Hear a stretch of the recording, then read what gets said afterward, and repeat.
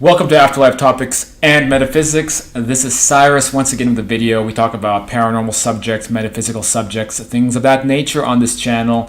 And tonight, I am talking once again about the subject of moral relativism and soul contracts and the idea that people who are evil, no matter how evil, have pre-planned that role ahead of time. They're actually perfect, angelic, wonderful spirits who have decided to play the role of a baby-killing homicidal maniac to be able to help and spread knowledge and love, right? So you have these really absurd ideas that truly are, I call, New Age, because there's nothing ancient about these ideas. You won't find any ancient traditional sources of wisdom promoting these ideas. You only hear about this in more modern writings, especially the Life Between Lives work.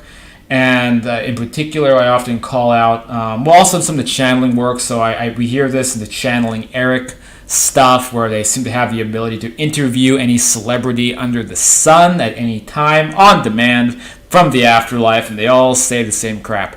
And of course, the late Michael Newton's work and Robert Schwartz's work. And so I am critical of all of these groups, even if I agree with as much as 90% of what some of these people say, and enjoy 90% of the books, like Your Soul's Plan, for example. But I have to be very critical and do put a lot of pushback on this concept that some of these authors have determined or concluded. And I want to mention a really good rebuttal to this soul contract, moral relativism idea on a website called, unfortunately named, ISIS.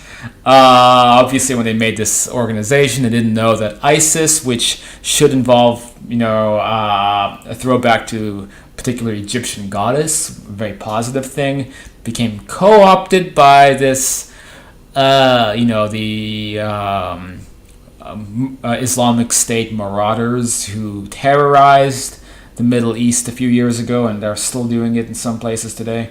Anyway, but this is the Institute for the Integration of Science, Intuition, and Spirit, now also known at reincarnationresearch.com.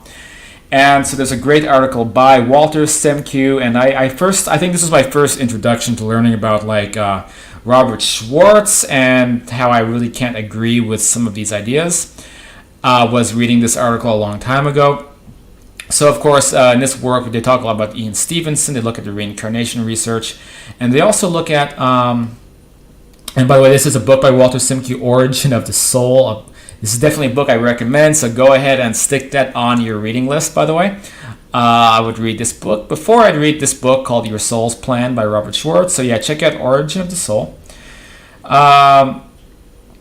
So again, Semkiw talks about reincarnation, as well as ancient understandings about karma and how karma affects the reincarnation process.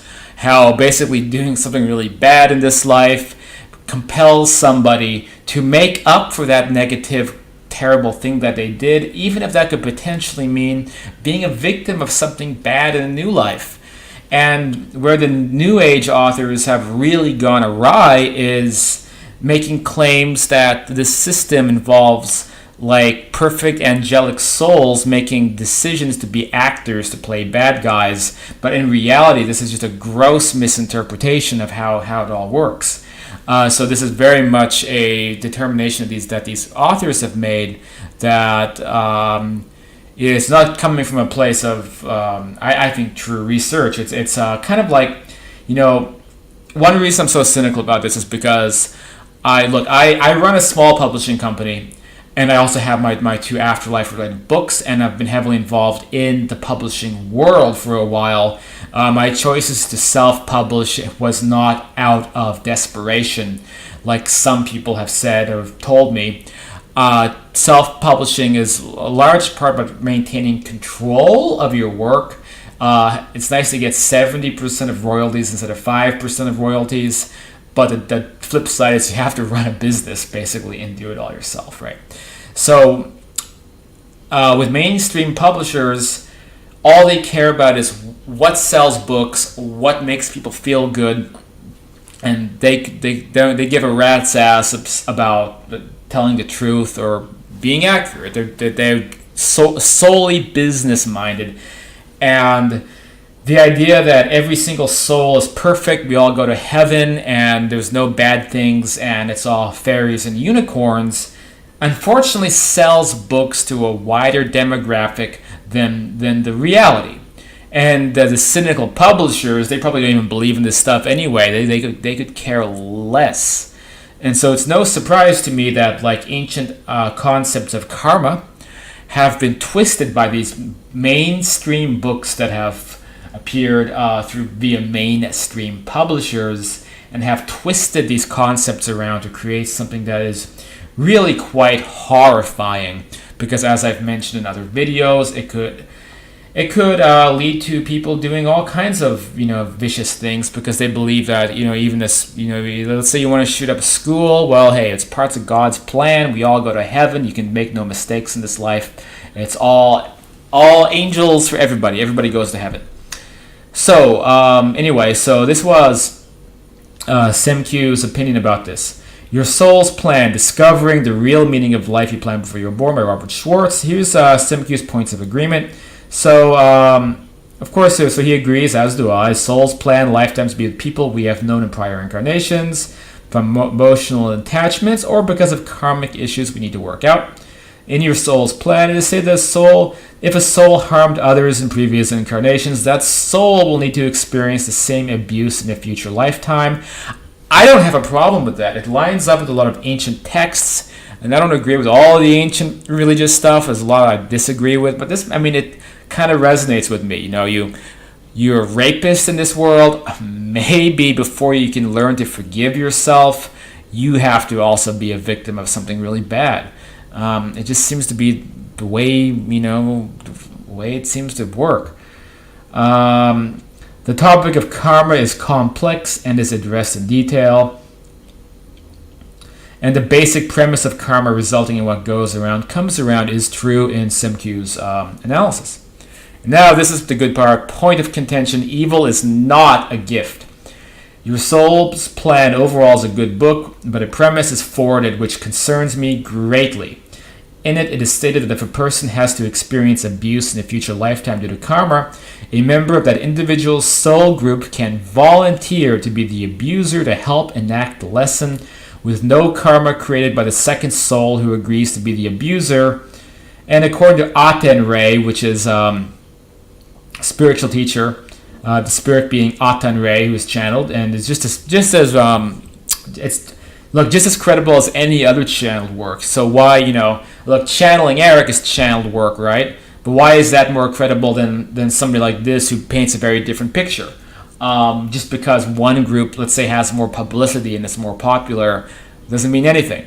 I would definitely recommend Kevin Ryerson's work over that work, or even some of the old stuff like the Law of One work, the Anthony Borgia channeled works, all that stuff. Most of it is on the page of reality, basically. It is important for readers to understand that my conversations with... I'm sorry, this is the wrong place. That's also a good section. Discrepancies in channeled material. This is also... I'll put the link to this whole article on the YouTube. Anyway.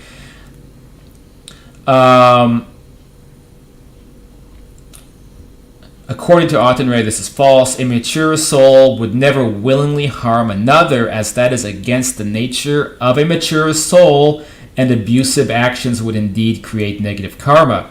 Instead, the immature soul who perhaps committed murder or some other violent act would in a future lifetime encounter a second immature soul who is also learning lessons the hard way. That second immature soul would enact the what goes around comes around principle. So this idea that you can be karmically free and incarnate as a baby-killing cannibal is just utterly ridiculous. So this is the next part. Implications: Hitler, the Holocaust, and New Age absurdity. The concept that a soul would volunteer to commit abusive acts without the generation of negative karma is actually dangerous as it suggests that there is no accountability for the perpetrator and that victims of violence deserve it. One could take this logic to an extreme by asserting that even Hitler did the Jewish victims of the Holocaust a favor by helping them learn lessons they had to learn. So I did have somebody criticizing my last video, saying that I'm putting words in Schwartz's mouth and that he's never said anything about Hitler and he doesn't actually believe in these things. To this I say, please reread your soul's plan. This is not the case. This is all stuff that Schwartz proposes. He does not mention Hitler in the book. But I remember, like, it was like a blog article or something by Schwartz, maybe like a year ago, and it was literally saying, you know, I'm going to talk about Hitler. It's going to draw some controversy. I mean, he was comparing this whole concept to Hitler, and then I can't find the post anymore. I think it was taken down. I'm pretty sure Schwartz had written that. That's why I have affiliated Schwartz with Hitler. Even if Schwartz did not write that article, then the same argument applies, and that's what Semkiw is illustrating here as well. So he says, I actually heard one New Age spiritual quote teacher who calls himself an incarnate master.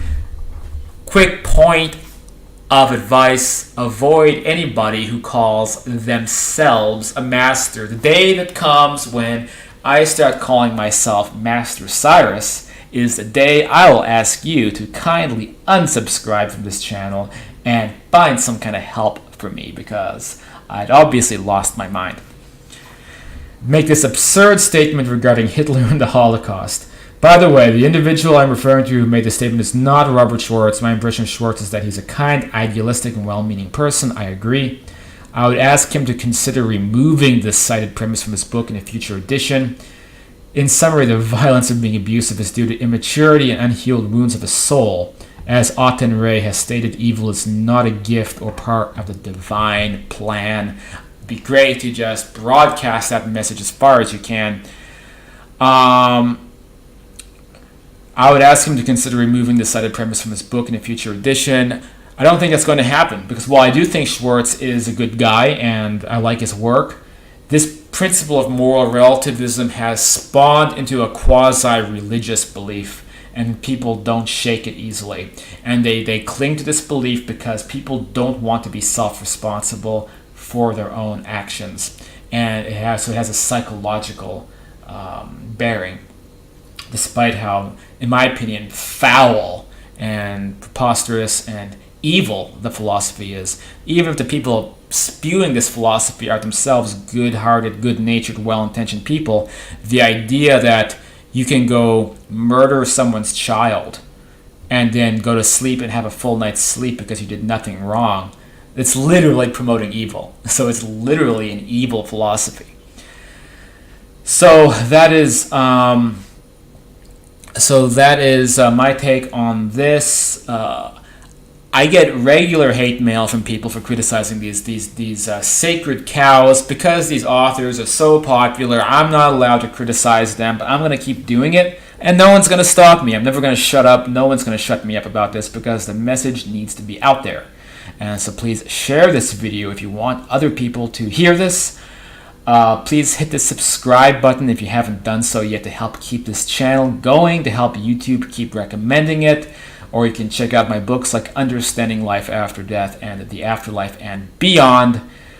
One last point I'm going to end the video with. So this came up as a topic on the Afterlife Topics group. First of all, there's some great research here by Kim LaCapria, who is actually a writer for some very well-known fact-checking organizations, who lended some expertise to the subject regarding the whole Hitler debate.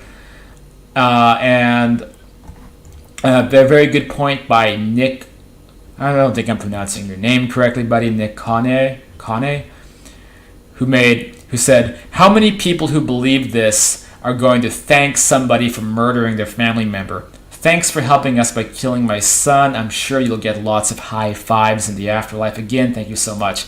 I can guarantee not one single person holding this philosophy would behave in such a way. is the same thing as the moral relativists. They pull their philosophy out during debate time and put it back away when they're ready to start living in the real world again. They don't even believe their own philosophy.